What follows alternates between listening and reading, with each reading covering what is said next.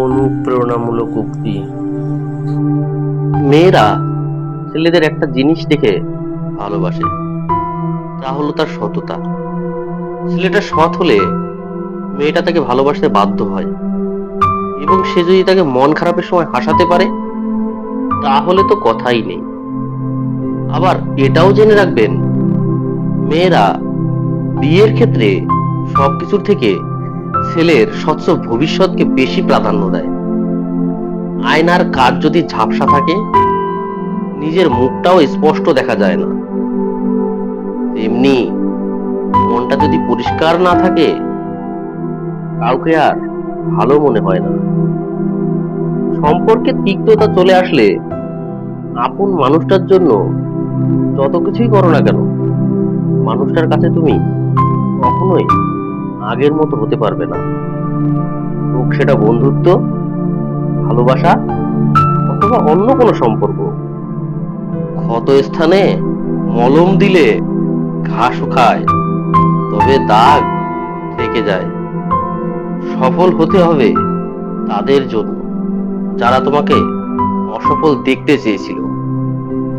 যার সামর্থ্য কম তার স্বপ্ন বেশি, এটাই জগতের বাস্তবতা। মুখ ভরে ভালোবাসি বলা মানুষগুলোই বুক ভরে ব্যথা দিয়ে চলে যায়। যে তোমাকে মন থেকে ভালোবাসবে, সে এই তিনটি আচরণ মরে গেলেও করবে না। এক, সে কখনো আপনাকে ভালোবাসার কারণ বলতে পারবে না। দুই, কোথাও বিপদে পড়লে সবার আগে আপনাকে বলবে। তিন, সে সবসময় চাইবে সম্পর্কটা বিয়ে পর্যন্ত যাক। একটা মানুষ তখনই আঘাত করে যখন সে বুঝে যায় আপনি তার প্রতি দুর্বল। সৎসঙ্গ আর সৎ চিন্তা, এই দুটি জিনিস মানুষকে উন্নত করে।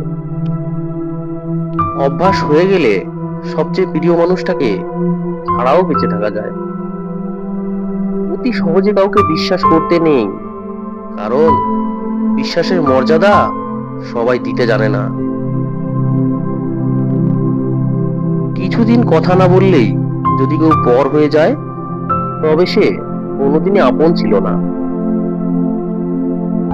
এই বেলায় যত অবহেলা আছে করে নাও, শেষ বেলায় আমি নাও থাকতে পারি। যে গল্পে আপনি থাকার পরেও নতুন কোনো গল্পের সৃষ্টি হয়, সে গল্পে বিচ্ছেদ ঘটিয়ে ফিরে আসাই শ্রেয়। বন্ধু একটাই হোক, তবে এমন হোক যাতে মুখের কথা নয়, মনের কথা বুঝতে পারে।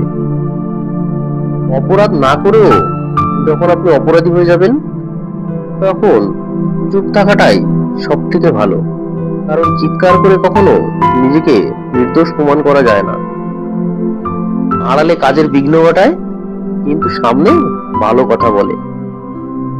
যার উপরে মধু কিন্তু অন্তরে বিষ, তাকে পরিত্যাগ করা উচিত। আজ এই পর্যন্ত বন্ধুরা। Thank you for watching this video.